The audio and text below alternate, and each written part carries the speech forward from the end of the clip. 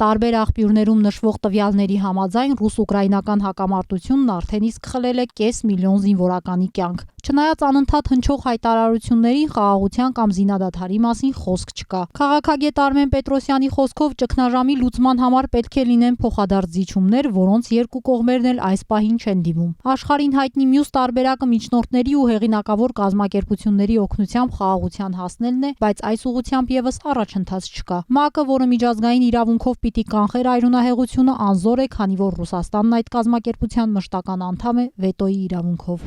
Միջնորդություն փորձում էր ներկայացնել սկզբում Թուրքիան, բայց Թուրքիայի քաղաքական կշիռը, Թուրքիայի մոտեցումները, այսպես հեղուկ եւ նաեւ ձգտումները ստեղծված իրավիճակից մաքսիմալ օգուտներ քաղելու ժամանակի ընթացքում Թուրքիան դուրս թողեցին։ Հետո հայտնվեց արդեն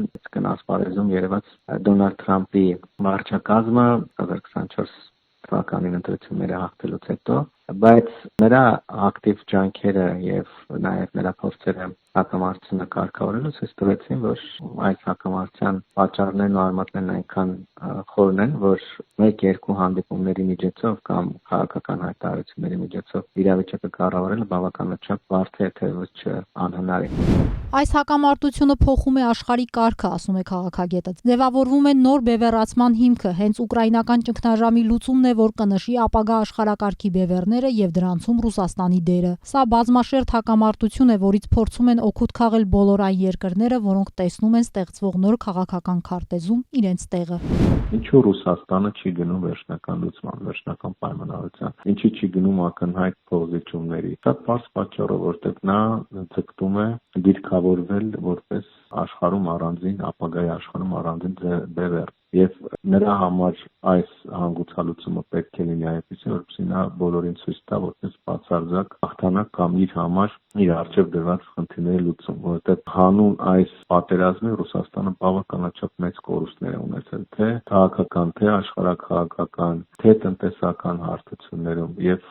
դրանք բալանսավորելու այդ կորուստները բալանսավորելու համար եզակի եղանակ է Ուկրաինայում միանշանակ արդյունքը կամ այն արդյունքը, որը հնարավոր կլինի միանշանակ կերպով ցույց տալ։ Ռուս-ուկրաինական ճգնաժամն արդեն իսկ փոխել է ազդեցության գոտիները։ Մեր տարածաշրջանը եւս դուրս չի մնացել ուժերի վերադասավորման հետևանքներից։ Մոսկվայի ազդեցությունը մեր տարածաշրջանում օրեցօր նվազում է։ Ուկրաինայում հաղթանակից հետո Ռուսաստանի այստեղ վերադառնալը ռազմական ձևաչափով քաղաքագետը քիչ հավանական է համարում։ Հետևաբար Ռուսաստանում մնում է մեկ եզակի գործիքակազմ, դա տնտեսական գործիքակազմն է, որը շարունակում է մնալ շատ ազդեցիկ գործիքակազմ, բայց միևնույն ժամանակ այս վերջին տարիների ընթացքում եւ հիմա շարունակվում է տարածաշրջանի երկրները փորձում են դիվերսիֆիկացնել իրենց կապերը, տնտեսական հարաբերությունները, էներգետիկ կախվածությունը եւ այլ ենթակառուցվածքային կախվածությունները Ռուսաստանից եւ գտնել, ձևավորել նոր ճանապարհներ, նոր ուղղություններ, որոնք էականորեն բարդացնել են Ռուսաստանի կողմից սեփական ազդեցությունը վերականգնելու փորձերը։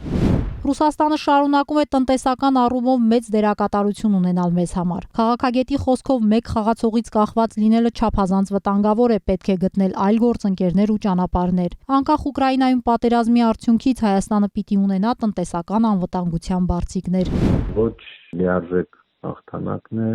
ձեռնտու ոչ էլ ջախջախից պարտությունը, բայց թե ինչպես կընթանա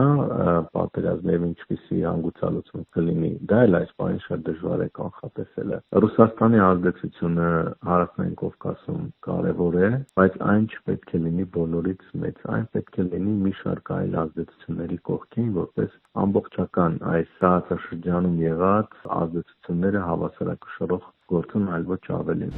Զգույշ պետք է ընտրել նաև նոր դերակատարներին։ Հավասարակշռությունը պետք է լինի առաջնային պահանջ։ Չի կարելի թույլ տալ, որ որևէ ազդեցություն կլինի դա Թուրքիան թե Եվրամիությունը գերակշռի մեր երկրում, քանի որ դա հղի է մի շարք վտանգներով, ամփոփում է քաղաքագետը։